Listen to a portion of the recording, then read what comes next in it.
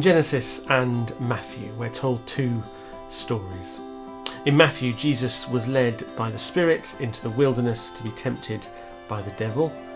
And then in Genesis, we're told that God had led Adam into the garden. And these two stories of temptation have very different outcomes. You see, Jesus was tempted 3 times. Firstly, the devil told Jesus to change the rocks into food. Jesus was hungry, but despite his hunger, he knew that he didn't need to do it. In fact, he quoted scripture back. He said, "Man does not live by bread alone." And if we contrast that to the story in Genesis, Adam and Eve had everything that they needed in the garden. They were certainly not hungry. But when they saw the fruit, they wanted it.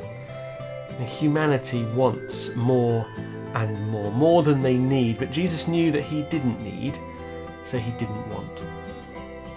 In Temptation 2, Jesus is told to throw himself off the temple so that God would save him. His reply was, "Do not put the Lord your God to the test."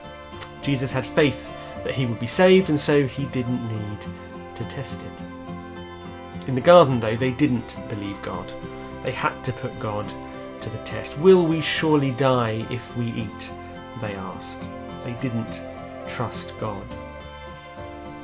Then there's the third temptation. Jesus is taken to a mountain and told to bow down before the tempter, and everything that he could see would be his. But he knew that he must worship God alone.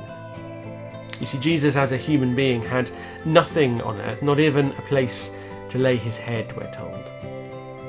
But he knew that he wouldn't benefit from gaining any part of the world. Actually, part of his teaching later on in Matthew chapter 16, what good is it to gain the whole world, he asks, if we then lose our souls?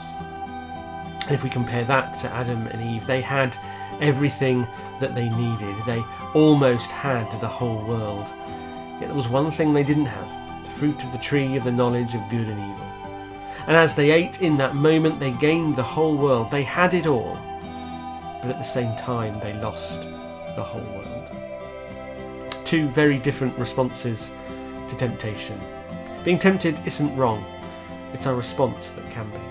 We're called to follow the example of Christ. He knew his scriptures. He knew what was right and what was wrong, and trusted in God's promise and his word. And the question is, do you?